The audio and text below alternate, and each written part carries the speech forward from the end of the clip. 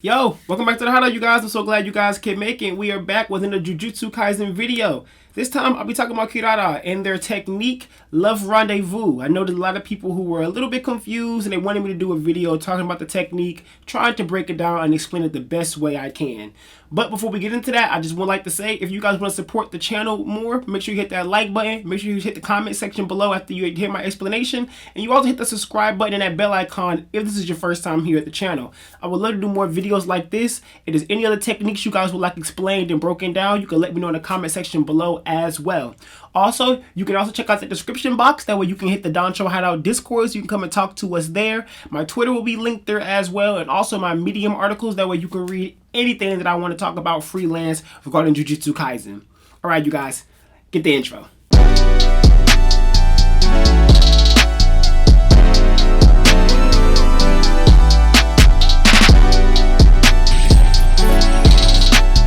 Alright, so let's start by reading Kirara's technique word for word from the manga.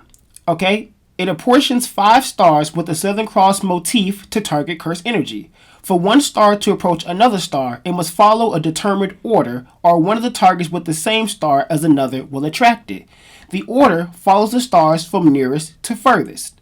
So, with that being said, Kirara is basically forcing the people that she marks to go in a certain path or a certain order based on how she marked them. So let's say it's you and 4 more of your friends, and you guys are all marked and standing in a certain type of pathway. For one person to get to the next person, they have to be able to follow that exact pathway based on the marking. So let's say it's A, B, C, D, and E. For you to be able to get to E as A, you have to go through B, you have to go through C, you have to go through D, and then you eventually get to E.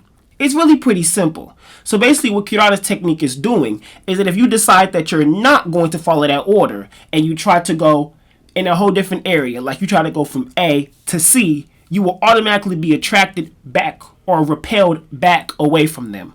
Let's say there are multiple things marked with the same symbol as you. Let's say there's 2 A's, and then you try to go to C instead of going through B first. You will automatically be repelled and get attracted back to the other A, causing the two of you to crash together. Hence why Panda was hit by the car and why Megumi was hit by Divine Dog whenever he tried to send it at Kirara. It's a really pretty simple technique and pretty straightforward. Now the reason why it's based on constellations and stars is because Akutami is playing with the depth of stars in space and being able to mark multiple things to make up constellations and symbols. That's pretty much the most sense of it. I really don't know how to explain it any deeper than that, you guys. So how does that technique get marked? Well, basically, Kirara can only mark things with cursed energy. So it could be sorcerers, objects that have cursed energy lingering inside of it, and even Shikigami, which is how she was able to mark the car and able to mark those little platforms in the parking spaces. What I wonder about Kirara's technique is she able to imbue cursed energy inside of something and then mark it? Or does it have to be something that already has cursed energy inside of it? That I'm not entirely sure of, but depending on how that works, she could be really OP. What's stopping her from running around, putting a whole bunch of cursed energy on different objects, then giving them stars, and then letting them crash into people depending on how she decides to set up the order? I think this technique is really intriguing and dangerous and will be very useful in the culling games. And I'm wondering how she'll be able to use it, as a partner with Hikari or Yuji or even Megumi. Will she be able to mark a whole bunch of Megumi's bunnies with the same type of marking as an enemy, and then that forcefully makes the bunnies crash into the enemy? It could be a really powerful combo partner technique, and I'm wondering exactly how it's going to work later down the line when we see it in true, genuine action when her life is on the line. So, quick explanation one more time for anybody that may be confused. Kirara's technique is simply marking you with a certain star name symbol. And based on that star name symbol, you have to basically follow the order where to go as you've been marked. So, if you've been marked with a crux, you have to go toward Mimosa, the way you can get to the next one. Stuff like that. Pretty simple, pretty straightforward technique. Not too much to really talk about when you really think about it in the simplest of terms.